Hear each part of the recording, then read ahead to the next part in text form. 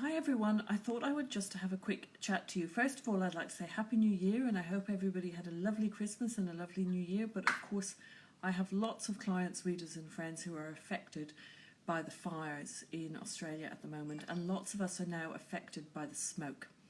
And I thought it was a very important time to come on and remind people not to take their babies out in this smoke. Babies are vulnerable. Children under the age of 14 are vulnerable in this smoke. In Melbourne, we have a smoke sort of haze over us all. In Geelong, we have a smoke haze over us. In places like Canberra, it's a lot worse. In Melbourne, the smoke is coming from those fires in Tasmania. In Geelong, the smoke is coming from the fires in Tasmania. And it's not going to get much better till about Wednesday. It's very, very important you are not bringing your babies out in the smoke.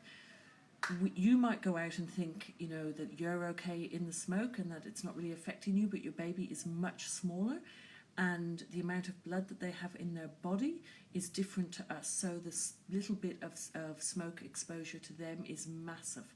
It's very important that you consider this. On my routines, I say to take your baby for a walk every day at 4:30. So what should you do? Don't take your baby for a walk. I've seen lots of people taking their babies out and putting muslins over the pram. That's not going to do anything. That's just going to restrict their air even further. Putting a muslin over the pram in the heat isn't a good idea. Putting a muslin over the pram in the wind isn't a good idea. And putting a muslin over the pram in smoke haze is definitely not a good idea. You can't see your baby. You can't watch the colour of your baby. You need to watch how your baby's chest is going. You need to watch the colour of your baby.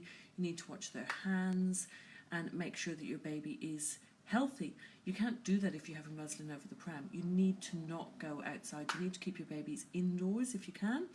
If you don't have air conditioning and you can't reduce the smoke in your own air, go to somewhere like your local library or your local shopping centre and hang out there. I know it might sound awful to hang out in a shopping centre for the day, but if it means that your baby is breathing more pure air, it is the thing to do. Have a check on the internet, see what the air quality is like round about where you live. There's lots of websites which will tell you the air quality. Find the official government ones where you are and see what your air quality is. It is very, very important not to be bringing your baby outside in smoke haze. It does affect them. It affects us. If you are out walking around, you might get a bit of a headache. If you are driving a car, you might think, I don't think I indicated, or, because it affects you. You slow down when there's a smoke haze. You're not getting the same oxygen you're used to getting, and it affects us all. Now, things that you should do is, a baby may have never shown any signs of having asthma or breathing problems. You might suddenly find that they do with this smoke haze, depending on where you are and how close you are to the smoke and how bad your air quality is. Have on a pad near your telephone the number for nurse on call. Babies can go from being very healthy to being very sick very quickly. Now, obviously, call an ambulance, either 999, 000, depending on where you are. Call the 999 is obviously in Ireland and the UK, 000 in Australia, but depending on where you are, call an ambulance if it's really bad. If you are worried and you're considering, should I call an ambulance, shouldn't I? Should I take my baby to the GP, shouldn't I? Nurse on call.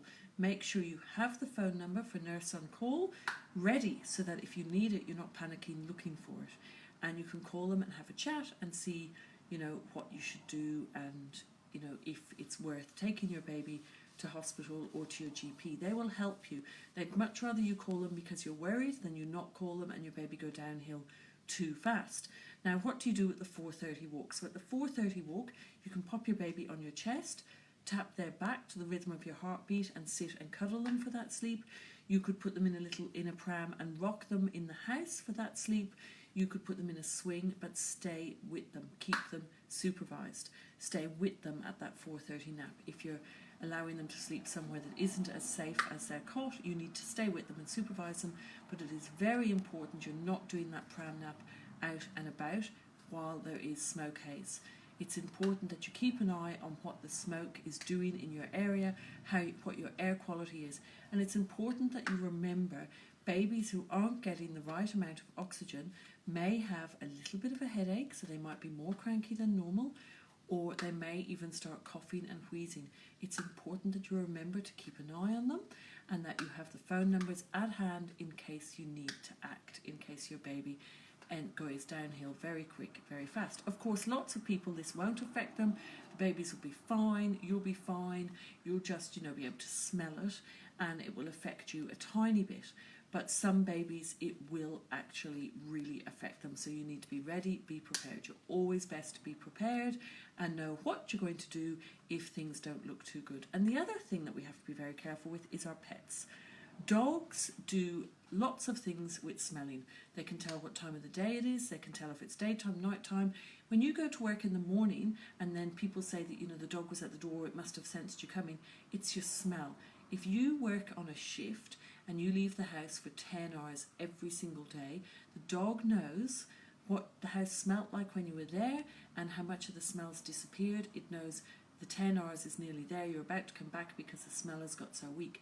So as soon as you remove the smell from a dog, they start to fret and be a bit panicked. If you fill the air with smoke, the dog can't smell the way it normally smells, and your dog might fret a bit. So be careful with your animals around your babies. When dogs are confused, I'm not a cat person, so I don't know about cats, but when dogs are a bit confused and they don't have the perfect air quality and they can't smell in the normal way, they might be a bit confused and a bit more cranky than normal. Don't risk leaving your dog alone with your babies, your toddlers, your children, when something in the environment isn't normal. So the dog will be a little bit stressed with this air quality, so don't risk leaving them alone around your children. It's not good at this time of, with the smoke haze.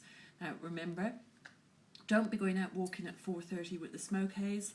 It's still going to be around for a few more days, especially where I am in Geelong. So you are better to try and avoid being outside. Try and stay indoors as much as possible and keep an eye on what your air quality is like, and keep an eye on your baby. Keep an extra eye on your baby while the smoke haze is around.